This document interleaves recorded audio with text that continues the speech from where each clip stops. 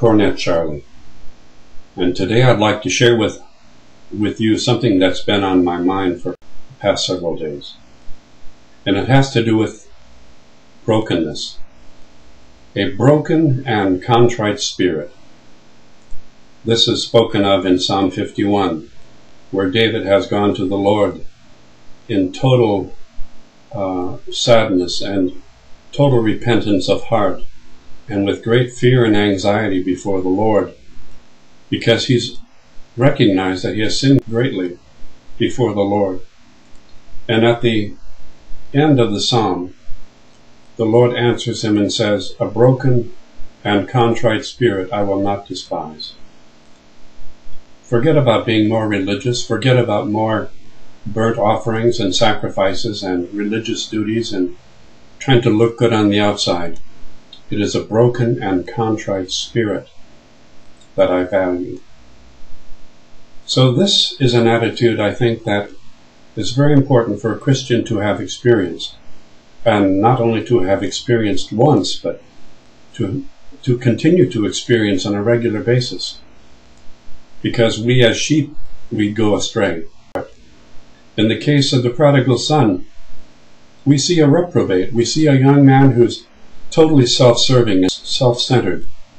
He goes off to waste his living, takes his inheritance, and you know the story. He has friends for a while, but even his friends abandon him when his resources run out. He finds himself in the most dire straits, eating husk with the pigs. And at that time he resolves, I will return to my father's house, and it doesn't matter what status he regards me. I can be a slave, I can be a servant, I can be nobody, but let me return to my father's house. And so he does. He has come to an end of himself, to an end of his own vanity. He's come to an end of ego and self-esteem. And so he returns, and Rembrandt has rendered that moment in his very memorable portrayal of the prodigal son. Of course, the father receives him, sacrifices the offering of slaying the fatted calf. He receives him, puts a robe on his back and a ring on his finger. But at the same time, the son will never be the same. He has been humbled deeply, and he realizes the value of even being received in his father's house. When we were rescued from the world of sin and destruction, I believe most of us had this feeling of brokenness, that we experienced the mercy of God that made us so totally humble and so totally right with God. We felt as though we had every hope, and we looked forward to the fellowship of others who had also been rescued from that brokenness. We were lighter than air. We rejoiced in the grace and mercies of a loving Father.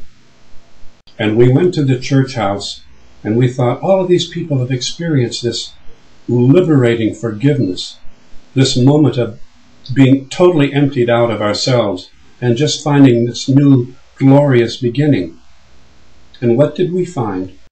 We came into a Christian assembly, and we expected tenderness, understanding, fellowship, embracing out of joy. But what happened? There was a coldness, there was a distance, there was a guardedness, there was some suspicion.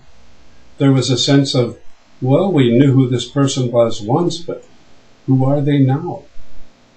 If only that brokenness had been experienced just then, just at that time, by some of those other people in the fellowship, what a difference it would have made.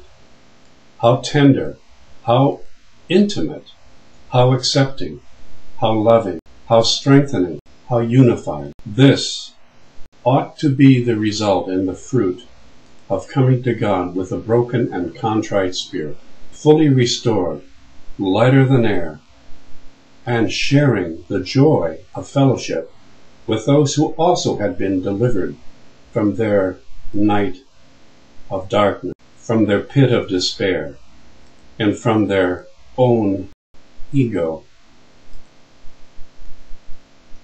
from their own self-worth, from their own religiosity. I hope we never become like those who were the elder brother, the brother of the prodigal, who was offended at the restoration of another soul. May the grace of God be with you. This is Cornet Charlie.